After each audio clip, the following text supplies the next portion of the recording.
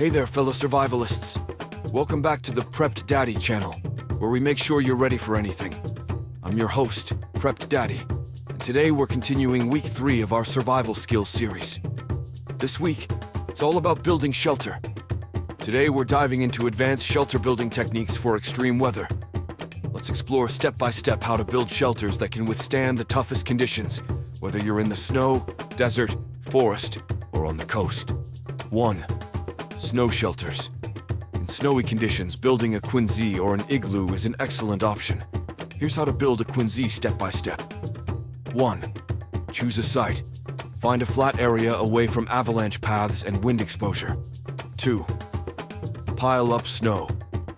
Create a mound of snow about 6 feet high and 10 feet in diameter. Let it settle for a couple of hours. 3. Hollow it out. Dig a tunnel into the mound and start hollowing out the inside, creating a dome shape. Make sure the walls are about 12 inches thick. 4. Ventilation. Poke a few holes in the roof for ventilation. 5. Add a doorway. Create a low entrance to keep warm air inside. Pros. Excellent insulation. Snow is a great insulator, keeping the inside warm. Material availability. Only requires snow. Cons. Time-consuming. Building and hollowing out a quinzhee takes time. Collapse risk. Improper construction can lead to collapse. Difficulty. High. 2. Desert shelters. In the desert, staying cool is critical. A trench shelter provides shade and cooler ground temperatures. Here's a step-by-step guide. 1. Choose a site. Find a flat area with some natural shade if possible. 2. Dig a trench. Dig a trench about 2 feet deep, 4 feet wide, and 8 feet long. 3. Cover the trench. Use branches, a tarp, or even your backpack to cover the trench, creating a shaded area. 4. Add insulation. Use available materials like sand or rocks on top of the covering to keep it in place and provide extra insulation. Pros. Protection from sun. Provides shade and cooler temperatures. Simple construction. Requires basic materials. Cons. Resource intensive. Finding materials in the desert can be challenging. Limited insulation. Does not protect well from cold desert nights. Difficulty. Moderate. 3.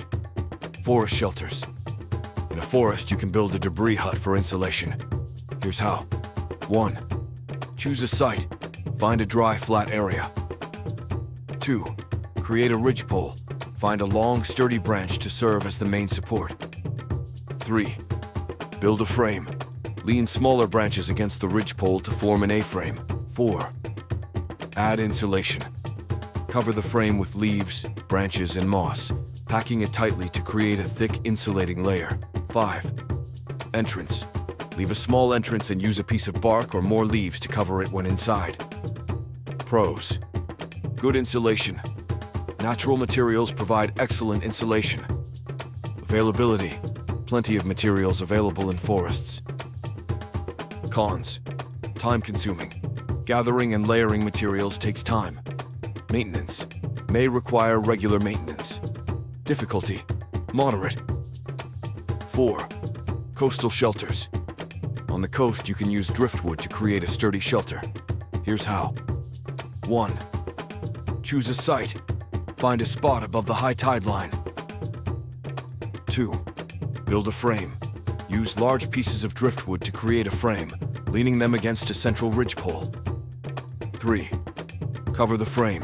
Use seaweed, tarps, or additional driftwood to cover the structure, creating walls and a roof. 4. Secure the structure. Use rocks or sand to secure the base and keep everything in place. Pros. Abundant materials. Driftwood and sand are easy to find. Weather protection. Provides good protection from wind and rain. Cons. Stability. Driftwood structures need to be well secured. Sand challenges. Sand shelters can be prone to collapse if not built properly. Difficulty. Moderate. Advanced shelter building techniques can keep you safe and comfortable in extreme weather conditions. Always practice these skills to be ready when it counts. Now let's get interactive with some asks and tasks for you. Asks 1. Have you ever built a shelter in extreme weather conditions?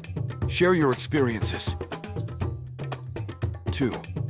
What's your favorite shelter building technique for extreme weather? Let us know. 3. Have you ever used any of these advanced shelter building techniques? How did it go? Tasks 1. Practice building a mini snow shelter in your backyard if you live in a snowy area.